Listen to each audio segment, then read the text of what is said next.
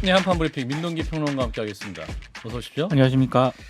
자, 일단 국민의힘 윤리위 결정 굉장히 관심을 모았는데 김재원 최고위원에게는 당원권 정지 1년, 태영호 의원에게는 당원권 정지 3개월이 나왔군요. 네. 그래서 오늘 국민의힘이 최고위원회를 제기를 했거든요. 예. 일단 김기현 대표가 우리 당 일부 최고위원들의 잇따른 설화로 당원들과 국민들께 심려를 끼쳐 당 대표로서 무척 송구한 마음이다. 정치인의 말은 천금 같아야 한다. 이렇게 얘기를 했습니다. 예. 당윤리위원회가 어제 김재원 최고위원에게 말씀하신 것처럼 당원권 정지 1년하고요. 태용호 전 최고위원에게는 당원권 정지 3개월의 징계를 내렸는데 김재원 최고위원 같은 경우에는 이번 징계로 인해서 내년 총선 같은 경우에 국민의힘으로 출마가 사실상 불가능한 상황이 됐습니다. 예. 근데 김기현 대표가 이 같은 중징계가 향후 계속될 수도 있다 이런 점을 시사를 했습니다. 앞으로도 국민 눈높이에 맞춰서 엄격한 도덕적 기준을 지켜나가야 할 것이다 이렇게 얘기를 했는데요. 오늘 최고위는 지난 1일 이후 열흘 만에 열렸습니다. 국민의힘은 통상 매주 2차례 개최하던 최고위를 지난 4일과 8일에는 열지 않았는데요. 다른 일정과 겹친다는 게 지도부의 해명이었는데 김재원 최고위원과 태용호 전 최고위원으로 인한 부담을 좀 줄이기 위한 그런 차원 아니었냐 이런 지적이 나오고 있습니다. 네, 일단 태용호 최고위원은 자진 사퇴를 했기 때문에 그 자리를 채워야 하는 상황인 거죠. 그래서 보궐선거를 통해서 아마 이제 진행이 될 것으로 보이는데요. 국민의힘 당원 27조 3항을 보면은요. 선출직 최고위원이 거리 시에는 그 사유가 발생한 날로부터 30일 이내에 전국위에서 최고위원을 선출하도록 되어 있습니다. 예. 그리고 그 임기는 전임자의 자녀 임기로 한다라고 규정이 되어 있는데요. 오는 15일 국민의힘 최고위 회의에서 선관위 구성안을 의결할 계획입니다. 선관위가 구성이 되면 보궐선거 투표 방법이라든가 선거운동 기간, 방법, 선거일 등 선출 절차 전반을 결정할 예정입니다. 김재원 최고위원은 사퇴하지 않았기 때문에 최고위원직은 유지가 됩니다만 당원 활동이 정지가 됐기 때문에 최고위 회의는 참석할 수가 없습니다. 국민의힘 내부에서는요, 일단 김 최고위원 자리를 사고로 비워둘 가능성이 높다 이런 얘기가 나오고 있는데요. 아까 말씀드린 것처럼 국민의힘 공천을 받아서 내년 총선에 출마할 수 없기 때문에 예. 대구 경북에서 출마 준비를 꽤 오래 준비를 해왔었거든요. 그래서 징계 취소 가처분 소송으로 일단 뒤집기를 시도할 가능성이 높다.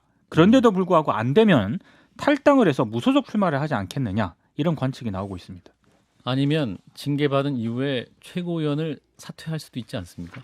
그럴 수도 있긴 한데요. 예. 예. 그러면 거의 국민의힘과는 아, 그런가요? 네. 알겠습니다. 자, 이런 가운데 이제 저희가 이재명 민주당 대표 홍준표 시장과의 만남을 전해드렸는데 이 자리에서 탈당이라는 단어가 화제였다고 하는데 무슨 의미입니까? 그러니까 어제는 공개되지 않았던 얘기가 이제 오늘 아하. 공개가 됐는데요. 예. 홍준표 시장이 민주당의 돈봉투 의혹하고요. 국민의힘 김재원 태영호 최고위원 리스크를 화제에 올렸다라고 합니다. 예. 그러면서 민주당에서는 문제가 되는 사람들이 즉각 탈당을 해서 당의 부담을 덜잖아요. 이제 이재명 대표에게 이렇게 얘기를 하면서 그런데 우리 당은 이렇게 하지 않는다. 얘들이 욕심만 가득 차서 이렇게 얘들은 누굽니까? 얘들이 이제 전반적인 문제가 후배들? 되는 어떤 그런 분들을 문제가 되는 얘들. 홍준표 시장의 어법으로 그렇게 표현을 한 것 같습니다. 알겠습니다. 그러면서 홍 시장이 당이야 어떻게 되든 말든 내가 살아야겠다는 생각으로 하고 있으니까 당에 대한 헌신이 없는 거다. 우리 당이 원래 그래요. 이렇게 얘기를 하거든요. 예. 그러니까 이 표면적으로만 보면은 또 국민의힘을 좀 비판을 한 것이다. 이렇게 해석이 될 수도 있는데 예. 국민의힘의 한 의원이 오늘 일부 언론과 인터뷰를 했는데 예. 이 표현은 이재명 대표를 애둘러 공격한 것이다. 이런 주장을 했습니다. 너무 깊이 있게 생각하신 거 아닌가? 일단 얘기를 들어보면 예, 어떻게? 전혀 다른 주장도 같지도 않습니다. 왜냐하면 수사와 재판을 받으면서도 탈당하지 않고 있는 이재명 대표를 겨냥한 것이다라고 이 익명의 의원이 주장을 했는데요. 아하. 홍준표 시장이 지난달 23일 페이스북에 쓴 글이 있습니다. 민주당 돈봉투 의혹과 관련해서 당에 해악을 끼치든 말든 끝까지 자리를 지킨다는 이재명 이렇게 비판을 한 적이 있고요. 지난 3일에는 여야 영수회담이 이루어지지 않은 것과 관련해서 이재명 대표는 중범죄로 기소된 피고인이고 대통령이 중대범죄 혐의자와 만나는 것은 자칫하면 거래를 한다는 오해를 받을 수 있기 때문이지 결코 불통은 아닌 것으로 보인다. 이렇게 또 지적을 한 적이 있기 때문에 아마 이 국민의힘의 한 의원은 이런 점을 바탕으로 이재명 대표를 좀 돌려가게 한 것 아니냐. 이런 해석을 내놓고 있는 것입니다. 예. 팩트라고 하는 게 아니고요. 팩트가 아니고 한 의원의 해석입니다. 예, 알겠습니다. 자, 일단은 징계 결과부터 짚어보겠습니다. 저희가 또 많은 예상을 했고 우리 진 작가님도 많은 예상을 하셨는데 이미 결정돼 있다라는 말까지 하셨었는데 제가 어제 얘기했지 않습니까? 어제 3개월이라고는 정확히 얘기 안 하셨어요. 3개월까지는 안 했지만 김재원은 이미 버린 카드다. 예. 사퇴를 하든 안 하든 자진 사퇴를 하든 안 하든 그것과 상관없이 버리는 카드고 공천을 못 받을 것이다.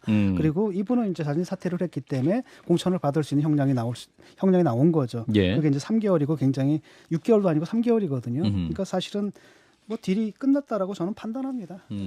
그럼 이제 강남으로 나오는 수순도 이루어진다. 그럴 거라고 봐요. 왜냐하면은 거라고 이분이 지금 보이는 태도라든지 여러 가지 보면은 이분의 위치가 그렇게 당정의 뜻을 거슬러 가지고 큰 소리 낼 수 있는 위치가 전혀 아니거든요. 이제까지 또 그렇게 해왔던 분도 아니고라고 한다면은 이분이 만약에 틀어지게 되면은 상당히 곤란한 사태가 벌어질 수가 있다. 나와서 예컨대 이진복 정무수석이 했던 얘기, 공천 얘기가 사실이었다라든지 이렇게 되면 사실 굉장히 혼란에 빠질 수밖에 없거든요. 예. 공천을 못 받을 경우에. 그래서 아마 그 문제 때문에 차이가 났다고 생각하는 게 왜냐하면 누가 봐도 이상하잖아요. 김재현 최고의 발언하고 그다음에 태영호 최고의 발언을 보게 되면 태영호 최고위원이 이건 망언이거든요, 사실은. 네. 실제로 굉장히 많은 분들이 반발을 했고 그런데 그다음에 김재현 최고는 사과까지 했어요. 머리 숙여가지고 사과까지 했는데 이분은 사과 못하겠다고 거부까지 하고 있거든요. 라고 한다면 누가 더 세게 받아야 됩니까? 근데 정작 세게 받아야 할 사람은 사퇴했기 때문에 또 뭐 정사 참작된 것도 있긴 한데 자, 김 소장님 어떻게 보셨어요? 징계 결과. 윤리까지 장악한 윤석열 지도부의 뜻이 전부 다 관철된 건으로 저는 파악하고 있습니다. 딱 맞춤형 징계가 나온 것이고요. 그럼 이제 앞에 말씀은 진중권 작가님 다 하셨으니까 왜 그렇게 징계를 했느냐를 좀 살펴봐야 되는데, 그러니까 이제 태영호 의원의 발언이 지금 과도하다라고 말씀하시는 건 이제 진중권 작가님 올바른 역사관을 갖고 있기 때문인 거고, 사실 이제 뉴라이트 극우적인 역사관에서는 이승만 대통령 건국의 아버지 이승만 대통령을 깎아내리는 세력들을 쳐내는 게 되게 필요한데 이승만 대통령과 이 정부가 일으켰던 4.3에 대해서 이거 좌익들, 빨갱이들이 준동해서 쳐낸 것이다. 이걸 이제 정당화하는 발언이었기 때문에 이 발언, 태영호 의원의 발언은 뉴라이트 입장에서는 옳은 발언이었죠. 이렇게 박수를 겉으로 내놓고 치기는 어렵지만 같은 의미에서 김구라는 이승만 대통령이 대척점에 서 있었던 인물을 깎아내리는 발언도 우리나라에서는 하기 힘든데 태영호 최고가 이 발언을 해서 이 발언도 징계 대상에도 안 들어가지 않았습니까? 결국 뉴라이트, 그다음에 극우, 건국의 아버지 이승만 되살리기 운동 여기에 지금 대통령실이 좀 몰두를 하면서 거기에 선전수 노릇을 하는 태영호 의원에게는 적절하게 감량을 해줘서 다시 살아나올 수, 그러니까 정치적으로 살아나올 수 있도록. 그래서 뭐 강남에 출마하냐 안 하냐는 전 뭐 중요한 문제가 아니라고 보고요. 그냥 그러한 목소리를 내는 정치인으로 계속 활동을 하게 될 것 같습니다. 그러니까 김재현 최고 같은 경우에는 판단한 거죠. 어차피 내가 사퇴를 한다 하더라도 중징계는 피할 수 없다. 그러니까 그럴 바엔 차라리 최고위원직을 내가 유지하는 게 낫다. 라고 판단한 거고 이쪽에서는 이제 그렇게 처리를 해버린 거죠. 그냥 사퇴로 대충 무마하고. 자, 홍준표 시장과 이재명 대표의 만남은 계속 연년 화제가 되고 있네요. 아까 이제 민동기 평론가님은 돌려가기 한 분이라는 또 해석도 있다라는 것도 전해주셨는데 맞습니까? 돌려가기? 아니 그게 돌려가기고 아니고가 별로 중요하지 않다고 생각하고요. 홍준표 대표 뉴스가 되고 있다. 그러니까 최근 홍준표 시장에게도 이재명 대표에게도 서로 플러스가 됐잖아요. 근데 이건 제가 그냥 하는 얘기가 아니라 이 자리가 이게 윤석열 대통령의 자리였다라고 생각해 보시면 이 점수를 전부 다 윤석열 대통령이 가져갈 자리였거든요. 한미 정상회담, 한일 정상회담, 근데 한미일 정상회담을 앞두고 야당의 대표를 만나서 긴밀한 얘기를 나누고 얘기를 듣는 그림을 만들어냈으면 지금 홍준표 시장 이상의 포지티브한 저는 이 피드백들을 받을 수 있는 좋은 기회였는데 놓쳤다. 왜 이런 거를 놓치고 홍준표 시장에게 빼앗기는지 대통령의 입장을 참 이해하기가 어렵습니다. 놓친 거 맞습니까? 진 작가님? 그 대안적인 영수회담이라고 할 수가 있는 거죠. 어제는 B급이라고 하셨는데 대안적인 굉장히 좋은 표현인데 어제도 대안적인이라고 해주시지 저희가 B급을 해서 다른 어린이들 B급으로 대안적이라는 받았었어요. 말이 생각이 안 나가지고 B급이라고 했는데 오늘 기사를 보면서 대안적이라는 말이 있었는데 내가 왜 안 썼을까 해서 오늘 지금 수정하고 있는 중입니다. 오늘은 대안적인으로 다시 하도록 하겠습니다. 그래서 그래가지고 어차피 하나는 뭐냐면은 그 달빛 고속철도 특별법 이걸 협조하기로 했으니까 지자체장으로서는 뭐 굳이 마다할 필요가 없는 데다가 또 다른 한편으로는 제1야당이고 그다음에 이 두 분 다 어쨌든 남들은 밖에서 어떻게 보든 간에 다음 대선에 또 나올 그런 그 야망을 가지신 분들 아닙니까? 라고 해서 일종의 대안적인 영수회담을 만들었고 그다음에 현재 그 윤석열 대통령 체제 하에서 지금 이루어지고 있는 협치의 모습을 지금 보여준 거잖아요. 그러니까 뭐 두 분 다 어떤 원하는 것을 좀 잃은 분이 있다. 어제도 예, 말씀하셨지만. 그다음에 뭐 고도의 돌려가기라기보다는 예. 뭐 그런 생각이 없진 않았겠지만 그 얘기를 했는데 이 말을 들으면은 이제 이재명 대표가 좀 속이 좀 찌끔하고 찔릴 만한 그런 발언인 건 사실이죠. 그래요. 자, 이어서 민주당 얘기 넘어가겠습니다. 자, 김남국 의원 연일 이제 코인 문제 계속되고 있는데 코인 투자 진상위원회를 이제 활동 개시했군요. 민주당에서. 오늘 진상조사단 첫 회의가 열렸거든요. 예. 김병기 수석 사무부총장이 팀장인데 음. 회의 전에 기자들에게 지금까지 의문이 제기된 것을 조사할 것이다. 음. 코인 계좌 거래 내역을 살펴보면 의문이 상당 부분 해소되지 않을까. 그리고 신속하게 진행하겠다. 이렇게 얘기를 했습니다. 예. 일단 회의 후에 조사 범위와 관련해서도 역시 이제 기자들에게 잠깐 얘기를 했는데요. 전반적인 것을 살펴볼 것이지만 이해 충돌 여부까지 살펴봐야 하는지에 대해서는 이론이 있다고 얘기를 했습니다. 김남국 의원에게 전체적인 자료를 요청할 계획이라고 얘기를 했는데요. 조사의 객관성과 전문성을 담보할 외부 전문가 섭외도 일단 마친 것으로 전해지고 있습니다. 예. 근데 관련해서 박광훈 원내대표가 오늘 국회에서 열린 당 회의에서 민주당이 변화의 속도에 따라가지 못한 것에 대한 지적을 아프게 받아들인다라고 하면서 유감을 표명을 했고요. 예. 윤건영 의원도 오늘 MBC 라디오 인터뷰에서 본인으로서는 대단히 억울하다고 항변할 수는 있겠지만 국민들이 왜 화가 났는지를 냉정하게 자성해야 한다라고 지적을 했습니다. 근데 관심은 민주당이 가상자산 보유 전수조사와 같은 처방을 내릴지 이게 좀 주목이 되고 있는데요. 예. 아직 민주당 지도부는 전수조사까지는 검토하지 않았다는 입장입니다만 당내 최대 의원 모임인 더 좋은 미래가 당 의원을 상대로 전수조사를 공개할 것을 요구를 하고 있기 때문에 예. 일단 지도부 일각에서도 공감하는 분위기가 조금 감지가 되고 있는 그런 상황입니다. 그렇군요. 자, 일단 김남국 의원은 이 가상자산 매각 권고도 받겠다. 그렇게 얘기를 했습니다. 팔겠다. 네. 뭐 이렇게 얘기를 한 상황인데 자, 어떻게 보세요? 지금 현재까지의 민주당의 대응, 또 김남국 의원의 대응. 뭐 민주당에서는 할 수 있다고 보거든요. 예, 예. 근데 저는 그냥 거래 내역을 기자들한테 돌렸으면 좋겠어요. 아무 문제도 기자들한테? 없다면 예. 그 분석을 할 수가 있을 거 아닙니까? 음. 근데 지금 그거를 공개를 안 하고 자기들끼리 본다라고 할 경우에는 뭐 덮으려고 한 게 아니냐 또 의심을 살 수가 있거든요.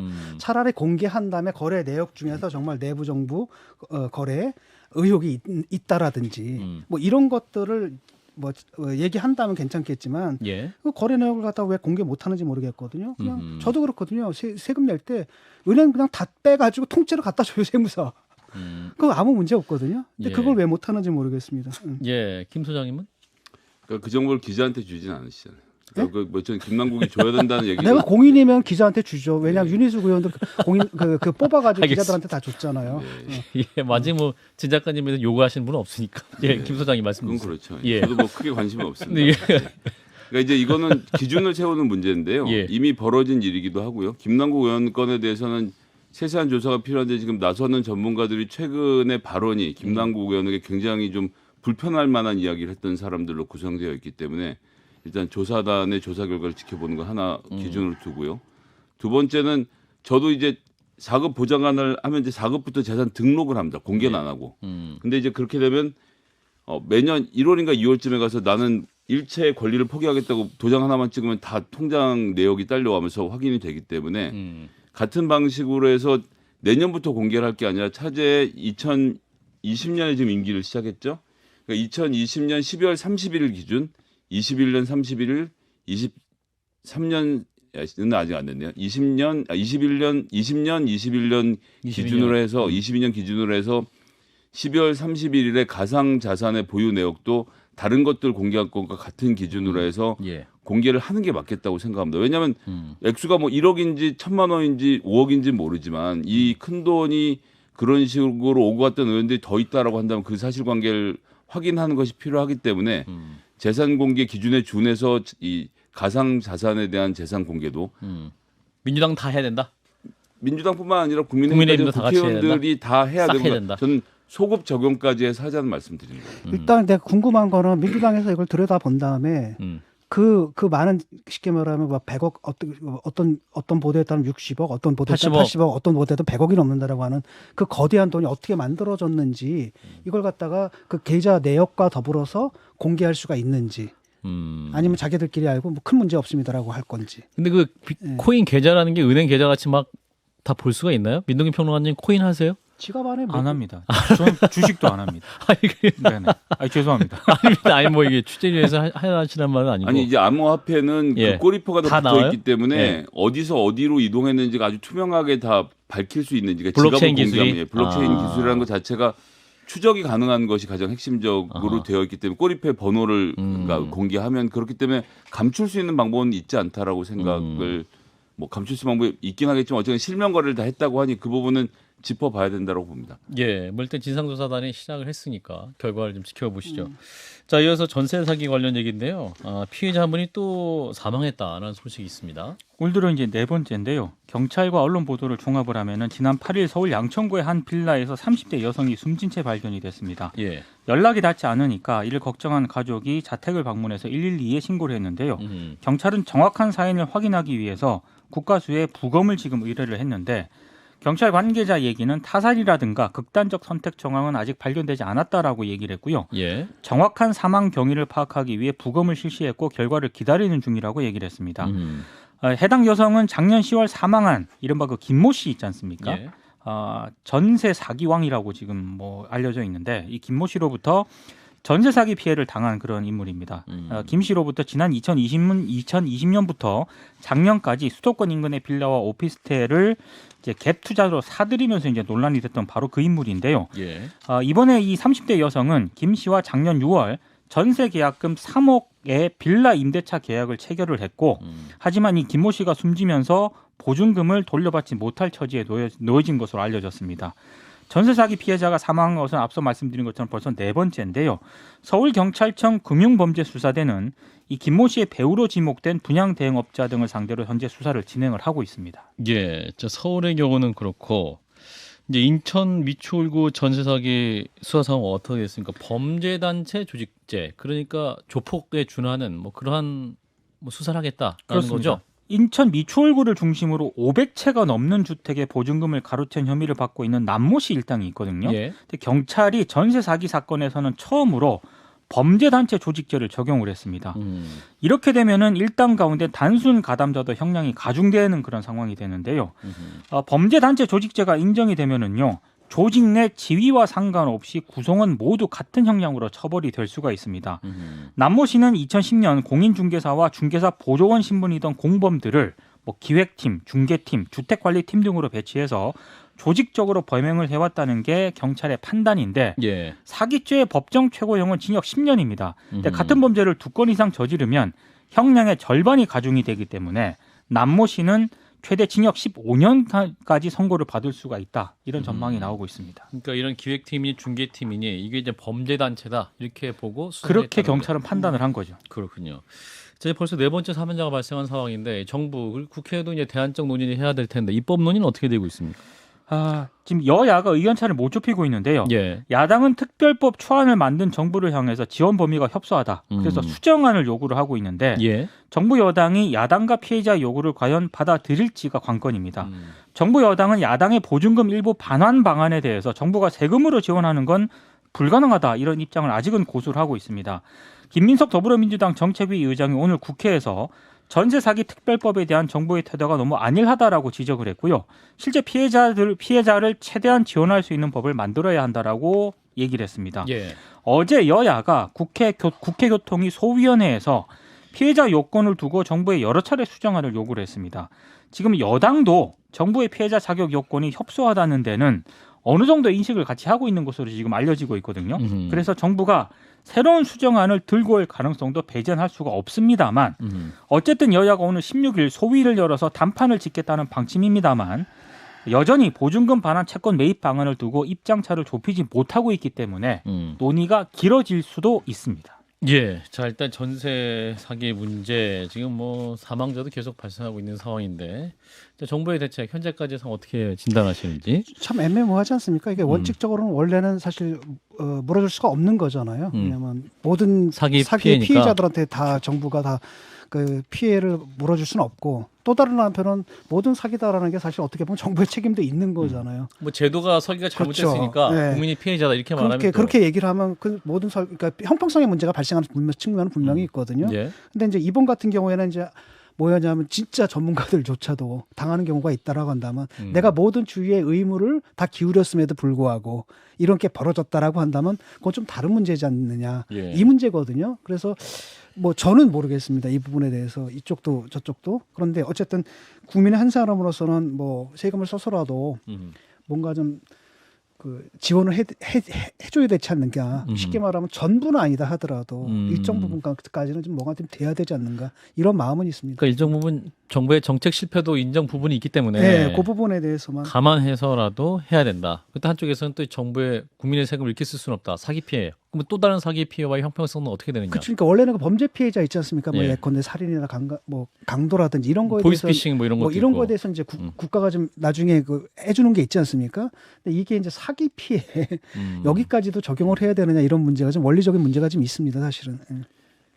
주택기본법하고 헌법에서 이제 국민이 거주할 수 있는 권리에 대해서 보장을 하고 있는 측면이 있기 때문에 법적으로 저는 지원을 할 수 있다고 일단 생각하고요. 근데 예. 말씀하신 대로 피해액을 보전하는 방식으로 하기는 여러 가지 어려운 측면이 있죠. 근데 이제 문제는 이분들이 살 수 있는 공간이 있으면 해결되는 부분도 분명히 있고요. 예. 이게 아주 실무적으로 보면 어쨌거나 전세 사기가 지금 들통난 이유는 전세값이 폭락을 해서 그러니까 이 해당 부동산의 가격이 폭락해서 경매 시장에 나왔기 때문이기 때문에 다른 걸로 하면 LH가 뭐 자산이 얼마나 여유가 있는지 모르겠습니다만 이런 물건들은 걷어들여서 공공임대로 갖고 있는 것 자체가 투자의 의미로서도 나쁘진 않거든요. 장기적으로 봤을 때는.